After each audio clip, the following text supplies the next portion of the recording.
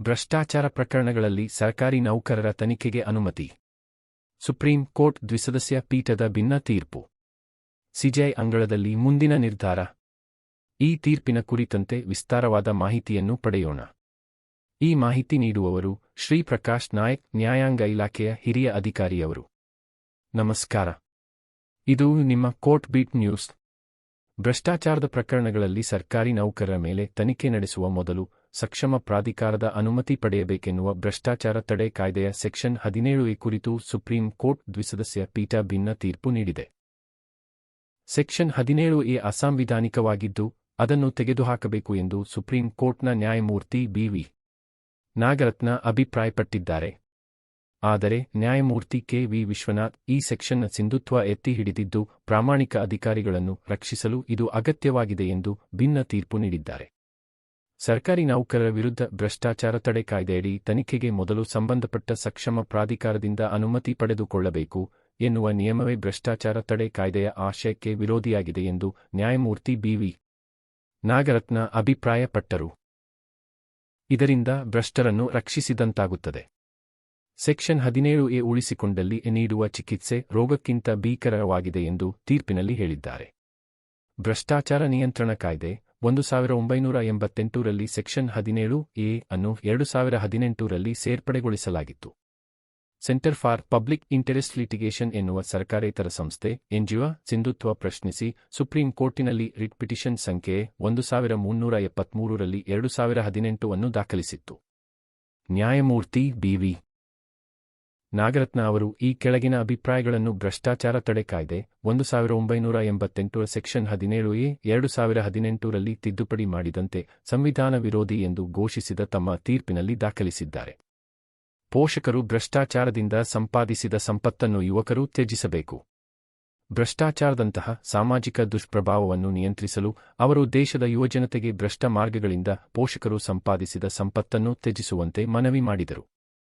ಈ ದೇಶದ ಯುವಕರು ಹಾಗೂ ಮಕ್ಕಳು ತಮ್ಮ ಪೋಷಕರು ಅಥವಾ ಪಾಲಕರು ತಿಳಿದ ಆದಾಯ ಮೂಲಗಳನ್ನು ಮೀರಿಸಿ ಸಂಪಾದಿಸಿದ ಯಾವುದೇ ವಸ್ತುಗಳನ್ನು ತ್ಯಜಿಸಬೇಕು. ಅಂತಹ ಸಂಪತ್ತಿನ ಫಲಾನುಭವಿಗಳಾಗುವುದಕ್ಕಿಂತ ಅದನ್ನು ನಿರಾಕರಿಸುವುದೇ ಅವರು ಆಡಳಿತ ವ್ಯವಸ್ಥೆಯಷ್ಟೇ ಅಲ್ಲದೆ ರಾಷ್ಟ್ರದತ್ತ ಸಲ್ಲಿಸುವ ಅತ್ಯಂತ ಮಹತ್ವದ ಸೇವೆಯಾಗಿರುತ್ತದೆ ಎಂದು ಅವರು ಹೇಳಿದರು. ಅವರು ಮುಂದುವರೆದು ಲಾಲಸೆ ಮತ್ತು ಅಸೂಯೆ ಎಂಬ ಮನೋಭಾವಗಳನ್ನು ವ್ಯಕ್ತಿಯ ಮನಸ್ಸಿನಿಂದ ನಿಯಂತ್ರಿಸಿ ಸಂಪೂರ್ಣವಾಗಿ ನಿರ್ಮೂಲನೆ ಮಾಡಬೇಕು.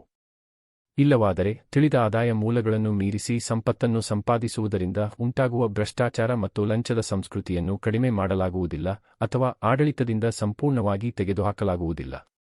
ಇಂತಹ ಪ್ರವೃತ್ತಿಗಳನ್ನು ನಿಯಂತ್ರಿಸುವ ಒಂದು ಮಾರ್ಗವೆಂದರೆ ಆಧ್ಯಾತ್ಮಿಕ ಮನೋಭಾವವನ್ನು ಬೆಳೆಸುವುದು. ಇದು ಭೌತಿಕ ಆಸ್ತಿಗಳಿಗೆ ಅಂಟುವ ಭಾವವನ್ನು ಕಡಿಮೆ ಮಾಡಿಸಿ ರಾಷ್ಟ್ರಸೇವೆಯತ್ತ ಗಮನಹರಿಸಲು ನೆರವಾಗುತ್ತದೆ ಎಂದು ಅಭಿಪ್ರಾಯ ವ್ಯಕ್ತಪಡಿಸಿದರು. ತಮ್ಮ ತೀರ್ಪಿನಲ್ಲಿ ನ್ಯಾಯಮೂರ್ತಿ ನಾಗರತ್ನ ಅವರು ಹಲವು ಹಿಂದಿನ ತೀರ್ಪುಗಳನ್ನು ಆಧರಿಸಿ ಭ್ರಷ್ಟಾಚಾರವನ್ನು ಸಂಪೂರ್ಣವಾಗಿ ಬೇರುಸಹಿತ ನಿರ್ಮೂಲ ಮಾಡಲೇಬೇಕು ಎಂದು ಗಮನಾರ್ಹವಾಗಿ ಹೇಳಿದರು.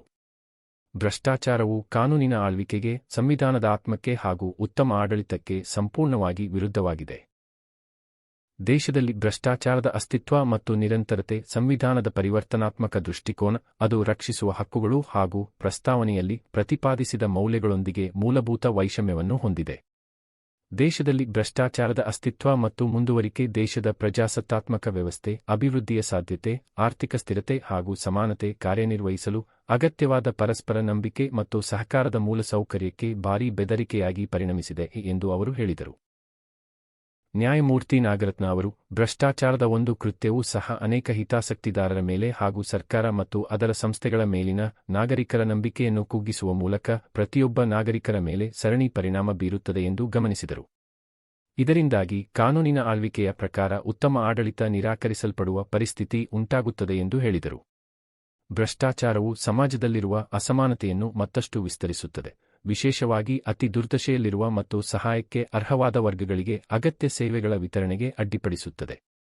ಜೊತೆಗೆ ಸಂಸ್ಥೆಗಳೊಳಗೆ, ವಿಶೇಷವಾಗಿ ಉನ್ನತ ನಿರ್ಧಾರಾತ್ಮಕ ಹಂತಗಳಲ್ಲಿ ಅಲಕ್ಷ್ಯ, ಅಕಾರ್ಯಕ್ಷಮತೆ ಮತ್ತು ಜಡತೆ ಎಂಬ ಸಂಸ್ಕೃತಿಯನ್ನು ಉತ್ತೇಜಿಸುತ್ತದೆ ಎಂದು ಅಭಿಪ್ರಾಯಪಟ್ಟರು.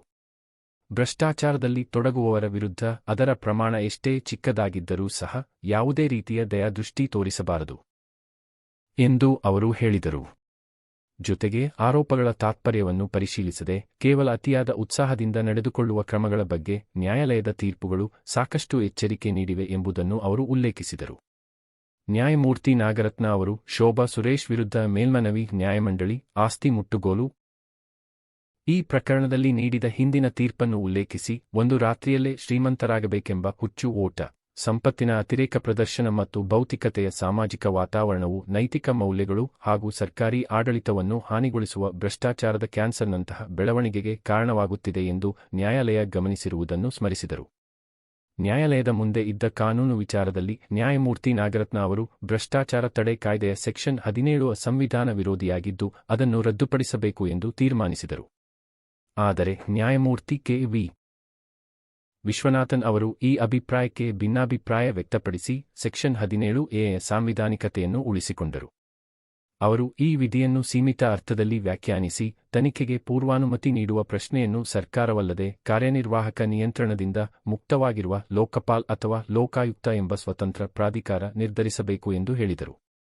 ವಿಭಜಿತ ತೀರ್ಪಿನ ಹಿನ್ನೆಲೆಯಲ್ಲಿ ಈ ವಿಚಾರವನ್ನು ಸೂಕ್ತ ಪೀಠ ರಚನೆಗಾಗಿ ಮಾನ್ಯ ಭಾರತದ ಮುಖ್ಯ ನ್ಯಾಯಮೂರ್ತಿಯವರ ಮುಂದೆ ಇಡಲು ನಿರ್ದೇಶಿಸಲಾಗಿದೆ. ಈ ಲೇಖನ ಬರೆದವರು ಶ್ರೀ ಪ್ರಕಾಶ್ ನಾಯ್ಕ್, ಹಿರಿಯ ಶಿರಸ್ತೇದಾರರು, ದಕ್ಷಿಣ ಕನ್ನಡ ಜಿಲ್ಲಾ ನ್ಯಾಯಾಂಗ ಇಲಾಖೆ. ಇದು ಈ ತೀರ್ಪಿನ ಸಂಕ್ಷಿಪ್ತ ಮಾಹಿತಿ. ತೀರ್ಪಿನ ಕುರಿತ ಮತ್ತಷ್ಟು ಮಾಹಿತಿಯನ್ನು ನೀಡಿದವರು ಶ್ರೀ ಪ್ರಕಾಶ್ ನಾಯ್ಕ್, ಹಿರಿಯ ಶಿರಸ್ತೇದಾರರು, ದಕ್ಷಿಣ ಕನ್ನಡ ನ್ಯಾಯಾಂಗ ಇಲಾಖೆ. ಈ ವಿಷಯದ ಬಗ್ಗೆ ಹೆಚ್ಚಿನ ಮಾಹಿತಿ ಪಡೆಯಲು ನಮ್ಮ ವೆಬ್ಸೈಟ್ಗೆ ಭೇಟಿ ನೀಡಬಹುದು. ಈ ಮಾಹಿತಿ ಉಪಯುಕ್ತವಾಗಿದ್ದರೆ ಒಂದು ಲೈಕ್ ಕೊಡಿ. ಪ್ರಶ್ನೆ, ಸಲಹೆ, ಸೂಚನೆ ಇದ್ದರೆ ಕಮೆಂಟ್ ಬಾಕ್ಸ್ನಲ್ಲಿ ಬರೆಯಿರಿ. ನಿಮ್ಮ ಸಹಕಾರ, ಪ್ರೋತ್ಸಾಹಕ್ಕೆ